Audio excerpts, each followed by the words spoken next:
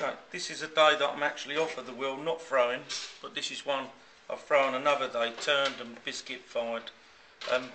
Now what we're doing with this is we're going to be putting a name around the outside edge. We do them for christenings, weddings, birthdays and such. And once we've gone to the printer and we've asked them to cut a stencil out, and there's one that he's cut a stencil out, he puts it in his computer, it goes on the machines, and these are plastic letters, and he uses this to put them on, so he gets them all nice and straight. And look, as you peel them off, you've got to make sure the letters are on there, otherwise they come off a touch. And you can see how the letters stay on there. And then what I do is I put a copper glaze on them.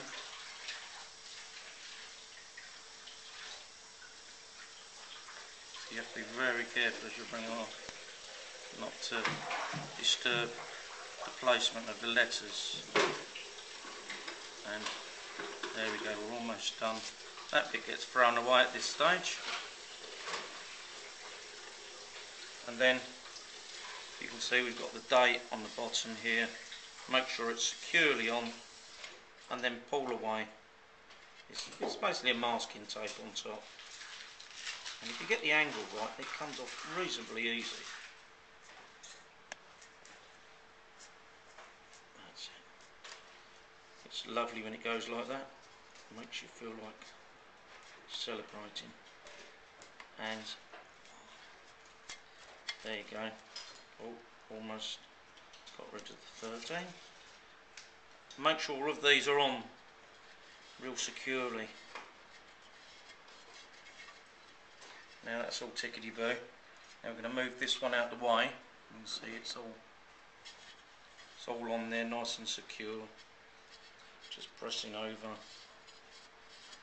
And then what I do is I put a wash of this copper glaze. I put a wash over the top of it, and there's some I've watered down. As they'd say in Blue Peter, here's some I've done earlier. Yeah. Now you get the bowl nicely centred, and this is one that I've made and not Alan, so this has got a centre. That's it, just there, and then you put a wash just over there like that.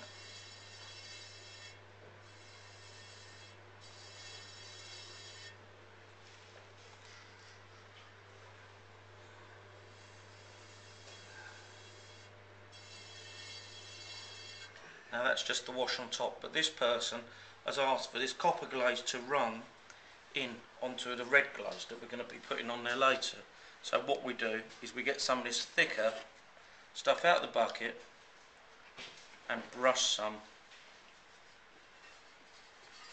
on the edge there. So this we put on nice and thick so it runs in. You have to take your time in putting that on. See, and if you hold the bowl away from yourself, any runs is going to go back onto the copper rather than holding it at a steep angle, with the possibility of it going towards the centre of the bowl, which we don't want at this stage. We want it to run in the glaze firing, and to be running quite freely.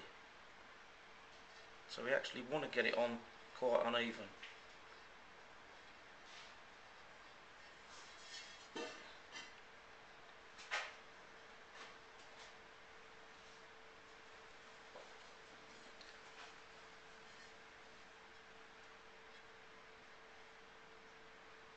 And once I've done this and I've got this all the way around, I'm going to put another layer on. Now I've noticed that wash that I've put on there as I'm going around is just slightly uneven, and it's not touching on some of the letters there, so I'm going to make sure that I go over that and correct that at this stage, because then a wax is going to be placed over the top of this, and then it'll be dipped into the red glaze, which is a reduction fired red glaze,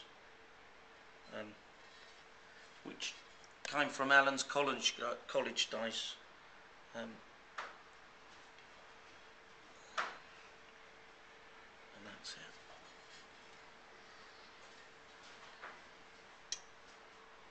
if it does run thick over the letters, quickly swish that off like that, because you don't want that running onto the letters as it melts in the kiln.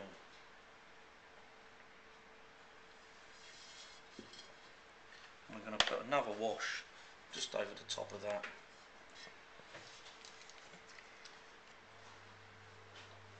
A bit more on the rim there, and then a nice even coat going down there. There's the odd. I'm just going to put a blob more on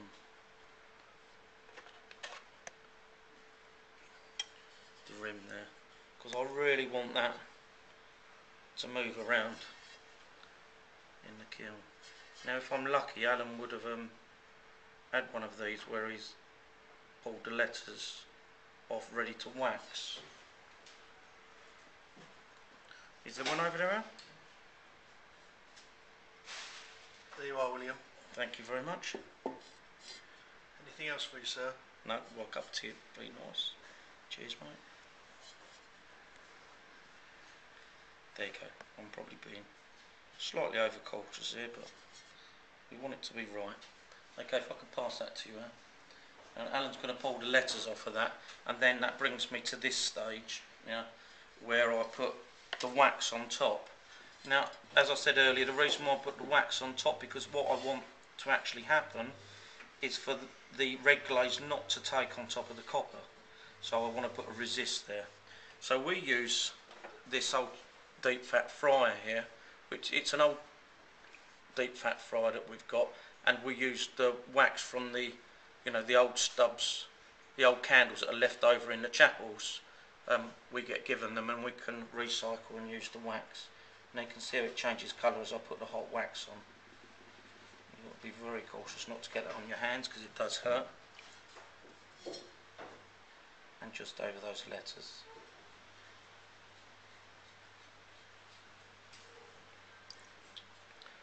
Now once I've done this, I will be showing you it being dipped into the red glaze, and you'll see how it resists really, really well. I mean, you can get water-based wax, but this one seems to work very well, and it's free too. So why not recycle that wax and use it rather than it be thrown into the bin.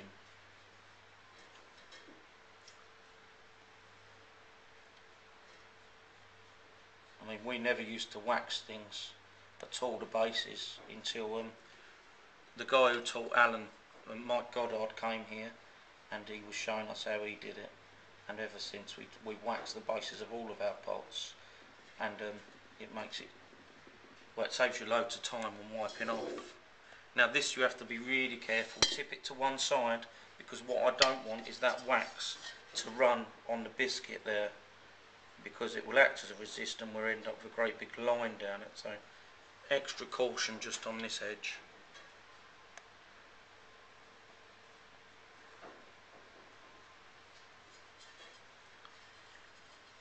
Do you see I'm tilting it that way rather than that way?